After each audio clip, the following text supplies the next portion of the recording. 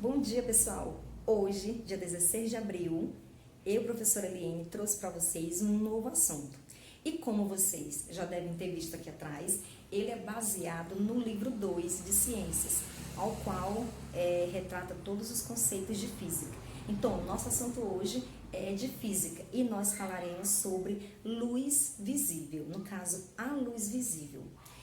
E já começando a nossa aula, eu começo com uma seguinte pergunta. Você já se imaginou enxergando no escuro? E aí? E enxergando cores no escuro? Você já se imaginou? Com certeza a resposta de vocês será não, né? Pois é, nós seres humanos não, mas alguns animais sim. Durante o dia, nós conseguimos enxergar os objetos, as coisas, porque o sol, ele reflete a sua luz nesse objeto e faz com que a nossa retina consiga captar de fato a imagem. A luz, ela se propaga na forma de ondas eletromagnéticas que são capazes de sensibilizar a nossa retina. Pois é. E aí, essa sensibilidade da retina faz com que ela crie a imagem e forme uma imagem já pronta para nós podermos ver de fato que objeto é esse. E já iniciando, né, eu já tinha iniciado aqui começando falando aí sobre esses conceitos básicos.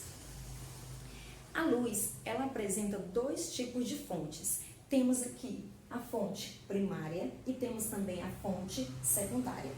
A fonte primária, como o nome já diz, não é porque é a primeira, ela é chamada fonte primária pelo fato de ela produzir a luz. Então, nós temos aqui como exemplo o Sol, sim, essa nossa estrela de grande importância. O Sol, na verdade, ele é uma fonte primária, porque ele produz, ele é uma estrela que tem luz própria. Então, por ele produzir essa luz própria, ele recebe também um outro nome dentro da fonte primária, que é corpo luminoso. Que aí, esses corpos luminosos, eles sempre irão produzir a sua própria luz. O outro tipo de fonte, que é a fonte de luz secundária, que nós temos aqui como exemplo a Lua, que é o nosso satélite natural. Então, a Lua, nós sabemos que ela não tem luz própria e nem sequer produz, mas ela recebe. Então, é por isso que as fontes de luz do tipo secundária, eles recebem luz. No caso aqui da Lua, ela vai receber a luz do Sol. E aí, um outro nome que essa fonte secundária recebe é corpo iluminado. Outra coisa também que nós não podemos esquecer é que dentro desse assunto, a luz, ela existe em alguns meios para poder se propagar. Existem 3 meios, que são os meios de propagação da luz. Então, temos aqui o meio transparente, temos aqui o meio translúcido e temos aqui o meio opaco. O meio transparente, a luz ela atravessa praticamente 100%.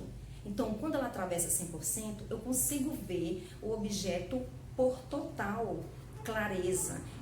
Eu consigo ver ele totalmente nítido. Então, se eu pegasse aqui essa caneta e colocasse ela atrás de um objeto transparente, eu iria conseguir ver todos esses detalhes. O outro meio é o meio translúcido.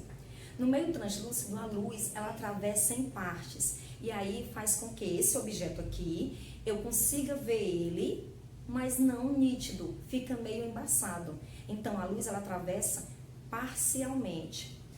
No terceiro meio é o meio opaco. No meio opaco, a luz nem sequer consegue atravessar. Um exemplo é aqui o quadro. Esse quadro ele é um meio opaco. Então, por exemplo, se eu pegar essa caneta aqui, colocar atrás do quadro, a luz, no caso, eu não vou conseguir ver ele. Eu consigo ver essa caneta porque eu já conheço, né? Sei porque eu coloquei ela lá atrás. Mas se fosse para eu colocar e vocês aí não tivessem visto, fosse para eu perguntar qual objeto tem atrás do quadro, vocês não iriam saber, porque o quadro ele é um meio opaco. E aí, agora, eu encerro a primeira parte da nossa aula de hoje, viu? Então, vocês terão a segunda parte. Na segunda parte, eu não estarei aparecendo no vídeo, porém, eu estarei explicando.